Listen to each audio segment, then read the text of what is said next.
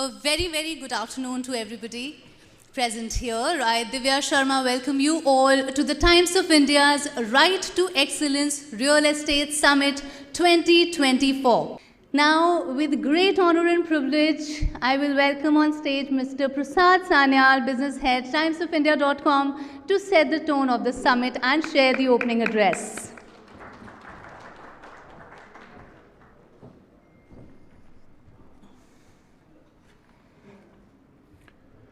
A very good afternoon to everyone present here at the Times of India's Right to Excellence Real Estate Summit.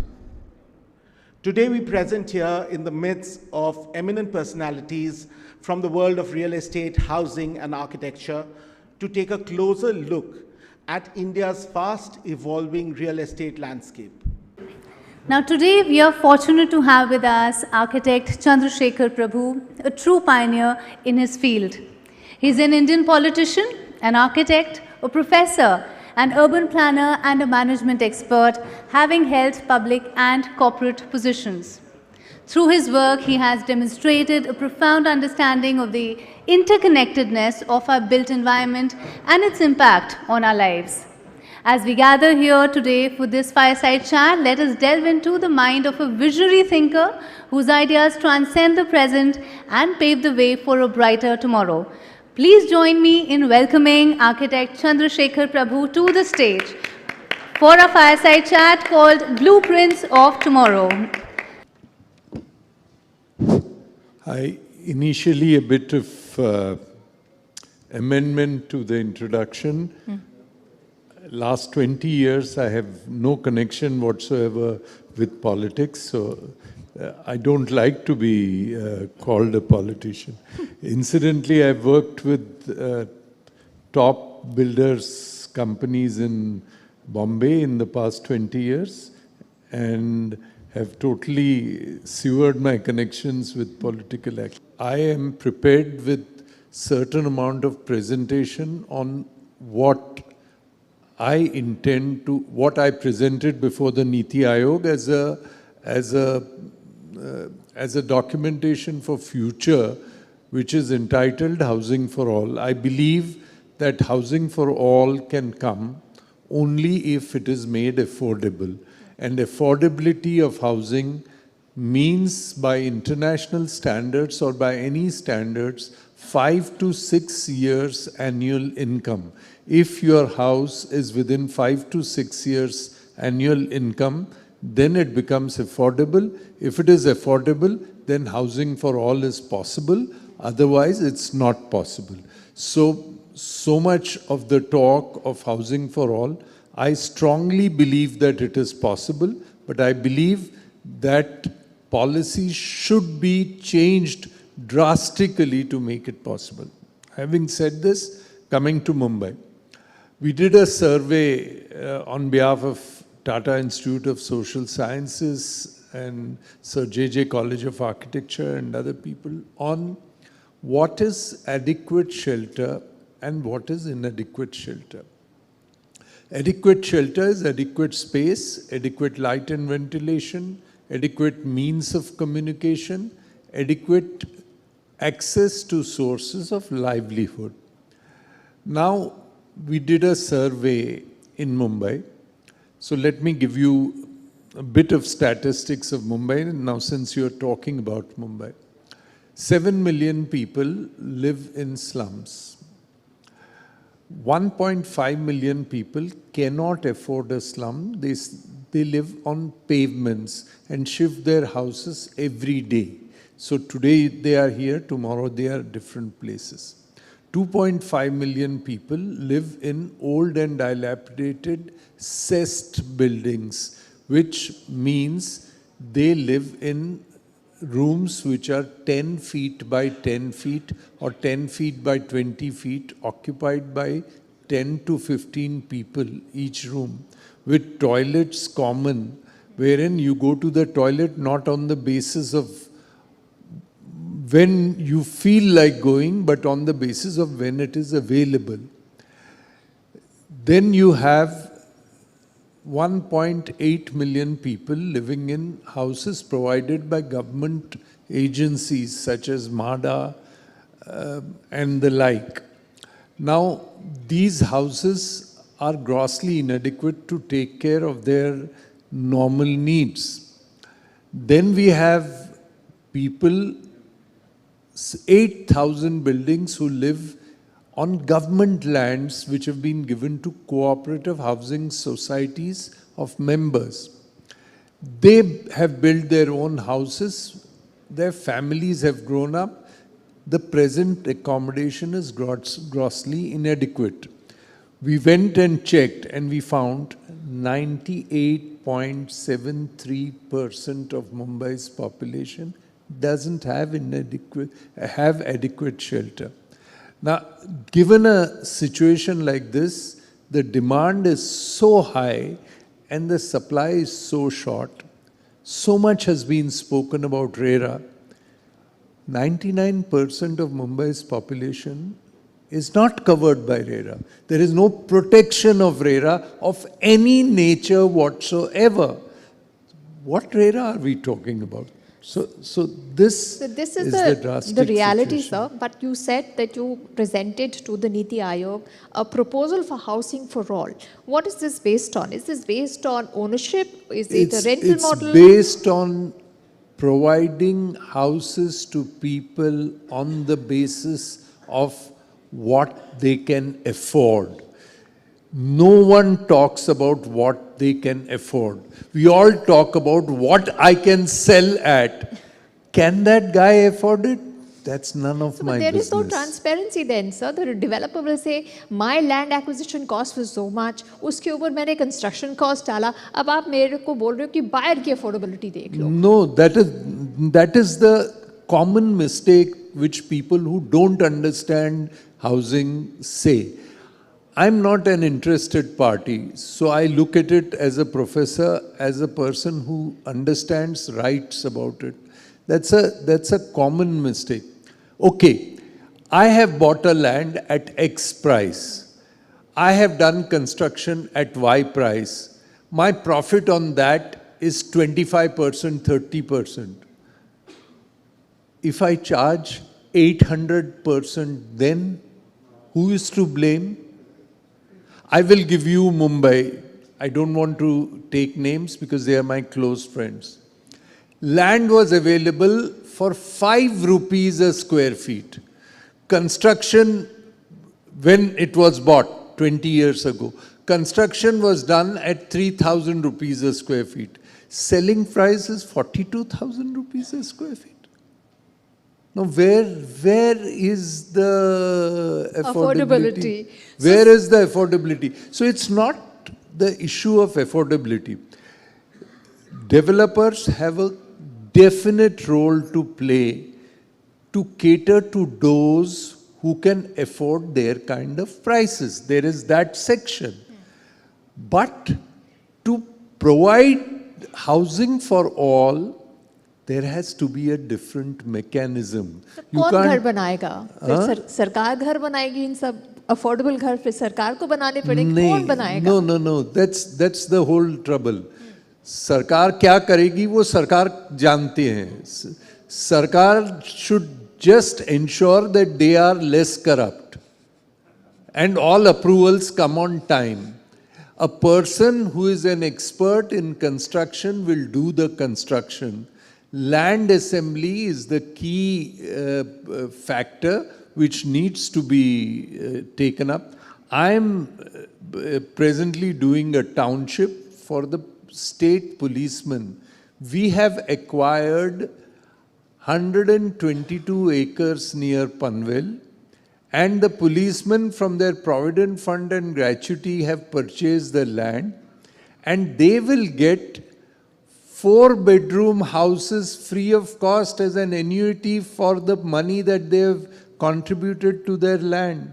In 122 acres, I am getting 2 crore square feet for sale, wherein 45 lakh square feet is accommodating my 5,000 policemen, and the rest I am selling it to railway employees, I am selling it to LIC employees, I am selling it to government servants. They are getting housing at affordable prices, and the policemen who have invested in the land are getting it free. That is affordability. And that is where the person working as a clerk in the bank can get a house within 6 years' income of his.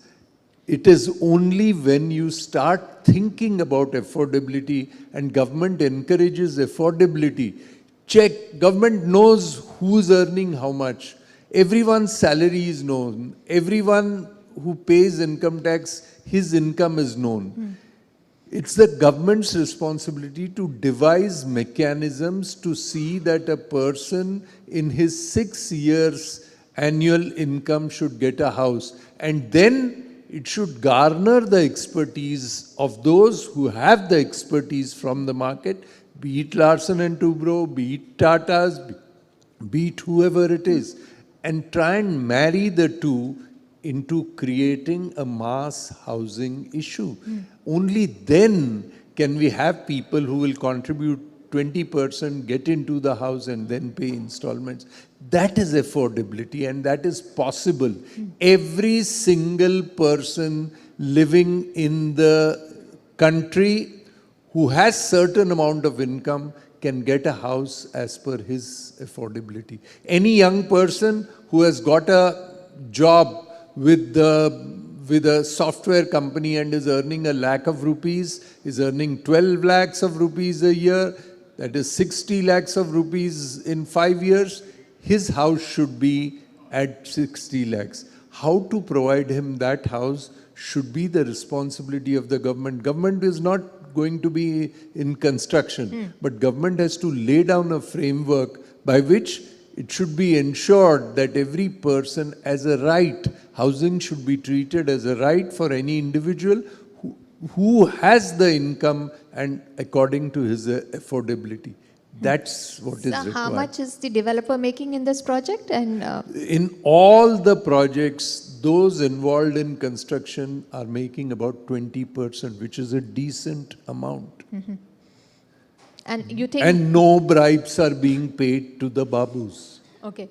But do you think this model is one that can be replicated at scale across the country? Will as many developers come in? I'm doing 2 such models in Chennai. I'm trying one near Calcutta. So we are going to different places where we have people's initiatives. We have seen initiatives wherein someone is catering to me in a 5-star hotel and giving me the same tea which I can make at home for 10 rupees for 200 rupees. I want that tea to come to me. I don't mind a 10 rupee tea to be bought by me for 20 rupees. I don't grudge the person making the construction getting 20-25% profit. All right. So the government has its affordable housing scheme and it is incentivizing developers to make affordable housing and sell it. You hit the nail on the head. It incentivizes developers. There is no buyer's affordability. Is there any word of affordability in any one of these schemes? No, there is the word, but there is no word. No one is bothered about who is affording it. Government says, you build, I give you FSI, you build, you sell. Who's going to get the buyer if he is not going to afford at the prices that I live? So what you need to do is identify the buyer first, say what is his income, find out what his affordability is, then work out a scheme and say, these are the buyers, this is their affordability, you are entitled to a good profit, you make your profit, give them at this, and we will see that funding is made available to them. You are writing off... Who is making funding available to them? The government? The government. Okay. The corporate sector gets funding which gets written off because they don't pay. Why can't the poor and the middle class get funding for their houses and making their house affordable? How much have the banks written off for the corporate sectors? maybe the 12 lakh crores. I don't require 12 lakh crores to make affordable housing. I don't even require a lakh of crores to make affordable housing. Every individual in this country who wants a house and wants to pay for it should be entitled as a right to get a house within his affordability. That is housing for all. Not by saying builders should buy land and build more, and then you have ghost townships created. No one is buying. Come to Mumbai, I'll show you between Mumbai and Thane, buildings and buildings have been made. There are nobody staying there because no one is buying. So you just increase the FSI, tempt them into investing their money, and they are bleeding. So what you're doing is window dressing. You're taking money from the banks and you're saying that your prices have increased, your prices. So you're showing this is my loan and these are my prices increased. But actual transaction is not happening. Right, but the data for last year is showing that housing sales are up, 33% in They different are, categories. they are only in areas where people like I can afford to buy and stay. In Worli, the prices have gone in the best areas of Mumbai from 80,000 rupees a square feet to 1,50,000 rupees a square feet. And that is what shows your graph. Sir, Because- we're talking of volumes. We're not talking of realization, sir. We're talking volumes have also jumped. Yeah, what volumes have happened? Investors investing is the volume. Come with me to Navi Mumbai and come in the night and see how many lights are on in the night. There are no lights. People don't stay there, they just buy because they feel at some stage it will increase. That is not what your aim is. Housing for all is a place for a person to live, not to sleep at home कि मैंने भी यहाँ पे एक घर किया है, कभी इसका दाम बढ़ेगा तो बेचूंगा. That is what is happening. This is an artificial market which we are creating. The Niti Aayog, I argued with them over a period of years and now they are understanding. I said, show me the beneficiary who will come and tell me. You only give me the numbers, these many houses have been built. Show me how he can afford it. That, the affordability factor, nobody grudges profits to be made by the people who enable it. But the model is wrong. It needs to be changed. It needs to be amended to suit The user the and the buyer. user. This is not amended to suit the user. This is neither amended to suit the developer. It is just someone who's just saying ki kar do, zameen lo, banao, itne ban gaye, bas announcement. That's not how housing for all is made. Let's hope the affordability factor comes here and the system changes so that the buyer and System affordability. has to change. People will change the system otherwise. You have to change. You have reached a stage wherein the urban middle class is throwing qualified graduates who now understand they have the paying capacity. They have some of them have their new jobs. They have done engineering, so many engineering colleges. They are doing software. They are sitting here and working in companies based out of US, based out of UK, based out of Australia. They are उनकी getting तो paid. affordability बढ़ गई ना sir फिर हाँ? उनकी तो affordability बढ़ गई ना फिर तो उनको भी उनकी अफोर्डेबिलिटी के मुताबिक घर नहीं मिलता. That is the problem. Okay. Because the housing is not linked with the affordability. Definitely. Let's hope we have a system of more transparency and greater It's affordability. not transparency. Transparency is only informing people. It's not informing. No, A sir. system A which system is where we know the a cost. system which is devised for the buyer so that he is the center, not the one who provides him. The one who provides him is giving a service. He is entitled to a good amount of profit. But the scheme should be for the one who buys. It. Let's hope that comes about soon enough, sir. Only then will we find housing for all. Otherwise, every year we will talk about housing for all. It It will won't never happen. So just talking in seminars is great. And for me, it's always great because whenever we make flaws in our system, I get a chance to go to Massachusetts Institute of Technology and to London School of Economics and deliver lectures. Because the more flaws the system here does, The more we can talk about it. the more we can talk about it, because academically we understand that this is wrong. Let's hope so the solution also comes quickly. Thank you so Yes, much, and sir. solution is possible. The kind of people that we have tremendous amount of resources, good people, good quality we can produce. We need to improve on our technology.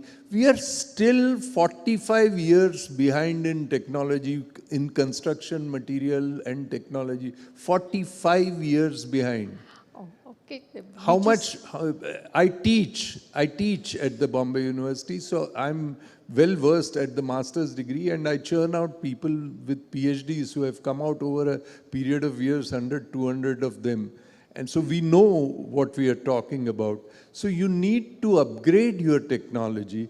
We are still talking of Maiwan, which is a good 25 years ago old. We have not moved further since then. The world has moved with technology. Planning principles we have not changed. We still continue to do the old thing. As far as the government is concerned, government should encourage people to use the technology and keep away. Give permissions, divorce permission. No Babu should ever meet the person who goes for permission. It should always be automatic. The moment this major amount of money goes in corruption, it makes housing unaffordable. All right. Definitely, sir. Thank you so much for your inputs. Let's hope affordable housing is one that becomes a reality soon. Thank you so much, sir, for speaking with us. Thank you.